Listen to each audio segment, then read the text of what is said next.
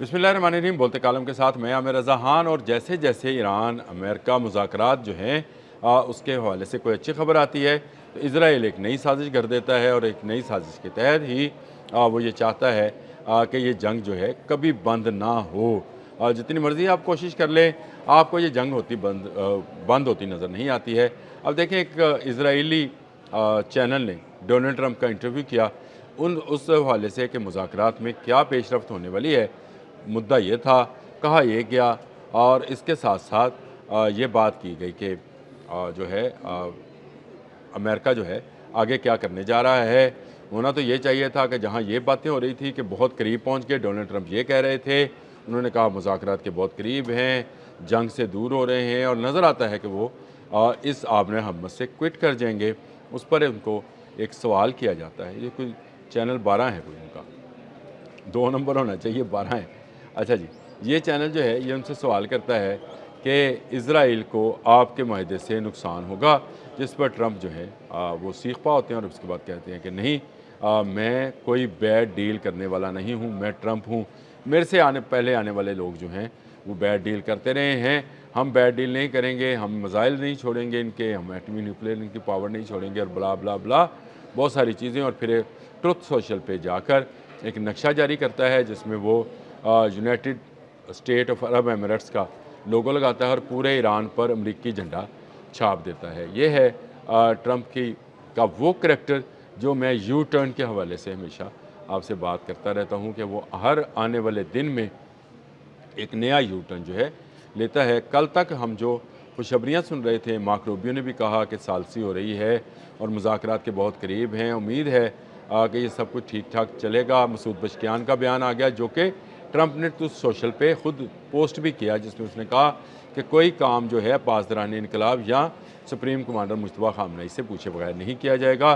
सुलह की तरफ कदम बढ़ाए जा रहे हैं। फिर आपको न्यूयॉर्क टाइम्स समेत बहुत सारे मीडिया हाउसेस से, अल अरेबिया से भी इवन ऐसी खबरें आना शुरू हो गई कि मुज़ाकरात के बहुत करीब पहुंच गए हैं। कुछ शिकें भी आ गई कि 60 दिन के लिए जंग बंदी होगी, इस दौरान आपने हमस खुली रहेगी और तजारत इसमें चलती रहेगी।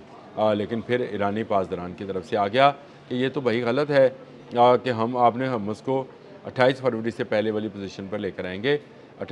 हमारे ज़ेर इंतज़ाम ही आपने हमस खुली रहेगी, यानी हम जिसे कहेंगे वो चला जाएगा, हम जिसे कहेंगे रोक लेगा। फिर अमेरिकन सदर का आ गया कि ब्लॉकेड है। आप मुझे बताएं, ये इतनी खबरें हैं, मैं सिर्फ एक दिन के वक्फे से आया हूँ, मैं अगर इसी को सिर्फ बोलना शुरू करूँ, इनकी जो लाइंस हैं बोलना शुरू करूँ तो मुझे घंटों लगेंगे कि किस तेज़ी के साथ डेवलपमेंट्स जो थी हो रही हैं और हो रही थी।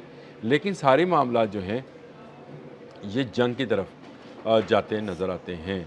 ऐसा लगता है जैसे ट्रंप जो हैं एक वक्त में एक जानब उनके जो है वो कोई मसीहा टाइप का कोई शख्स जो है वो छपा होता है, और कार्ड के दूसरी तरफ जो है उसके सींग निकल आते हैं। या उल्टा करें तो जैसे वो बचपन में हम हमारे पास कार्ड्स हुआ करते थे, वो एक तरफ करते थे तो लड़का था, दूसरी तरफ करते तो सिख था। सिख बरादरी को नहीं कह रहा, लेकिन उस कार्ड की शक्ल ऐसी बनी होती थी कि उसको एक तरफ करके देखें तो बच्चा नज़र आता था, उसको उल्टा दें, उलट दें तो वो सिख नज़र आता था। तो ट्रंप एक ऐसा ट्रंप कार्ड है जो एक तरफ से आपको अच्छा इंसान नज़र आता है और दूसरी तरफ से आपको हूरमत या जिसको अहमक इंसान कह सकते हैं वो नज़र आते हैं। उनके फ़ैसले जो हैं जज्बाती हैं, और उनके फ़ैसलों की जो है कोई वो अपने फ़ैसलों की पासदारी भी नहीं करते हैं, और हमेशा जो है कुछ कहने के बाद उलट करते हैं।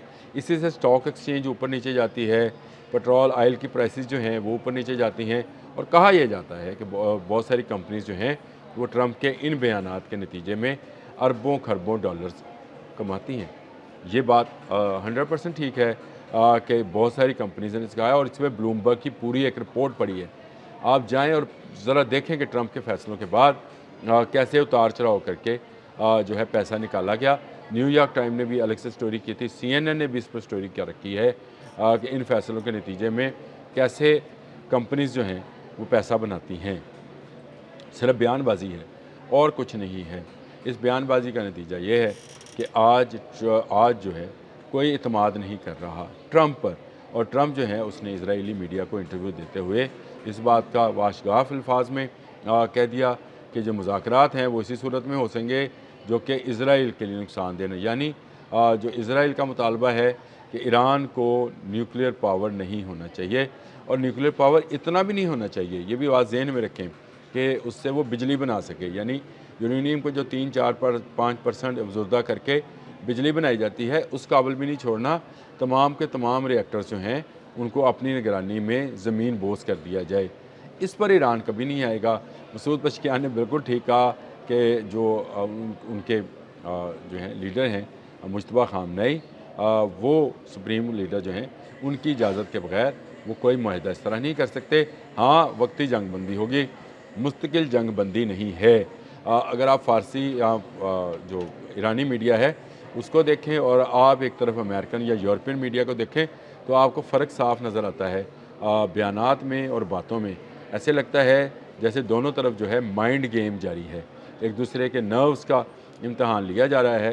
ایرانیوں نے 40 روزہ جنگ میں اپنے نروز، اپنے مسلز دکھائے ہیں، امریکہ اور اسرائیل اس میں ناکام رہے ہیں، اور اب امریکہ جب بھاگنا چاہتا ہے اسرائیل اس کو بھاگنے نہیں دیتا ہے۔ تو یہ سارا معاملہ جہاں ہمیں جیسے ہی دبتا ہوا نظر آتا ہے ویسے ہی نکلتا ہوا نظر بھی آتا ہے، اور میں اکثر دہیمہ والی حدیث کا ذکر کیا کرتا ہوں کہ یہ دھواں جو کہ اس وقت بھی سارے گھروں میں موجود ہے، اگر آپ اس کو اس طرح سمجھیں تو دنیا کا کون سا ملک اور کون سی معیشت ہے جس کے گھر میں یہ نہیں گھسا ہے۔ مہنگائی یا پیٹرول کی قیمتیں، امریکہ جو کہ یہاں سے 12,000 کلومیٹر دور ہے، وہاں سے لے کر ہم خود ہمارے گھر تک، اور یہاں ہمارے گھر سے لے کر مڈل ایسٹ تک جو ہے، یہ ساری دنیا کا اگر آپ چکر لگائیں تو پیٹرول پرائسز، مہنگائی اور اشیاء خوردونوش کی قیمتوں کی ہوش ربا جو ہے اضافہ آپ دیکھ سکتے ہیں۔ شاید ہی کوئی ملک بچا ہو، ایران سمیت، امریکہ سمیت، مڈل ایسٹ سمیت، اسرائیل سمیت تمام ملکوں میں یہ دھواں داخل ہو رہا ہے، اور کبھی کبھی یہ اس حدیث مبارکہ کے مطابق یہ آپ کو ختم ہوتا نظر آئے گا اور ایک دم سے فلیئر اپ ہو جائے گا، ایک دم سے دوبارہ سے نکل آئے گا اور دوبارہ سے دنیا کو حیران پریشان کرے گا۔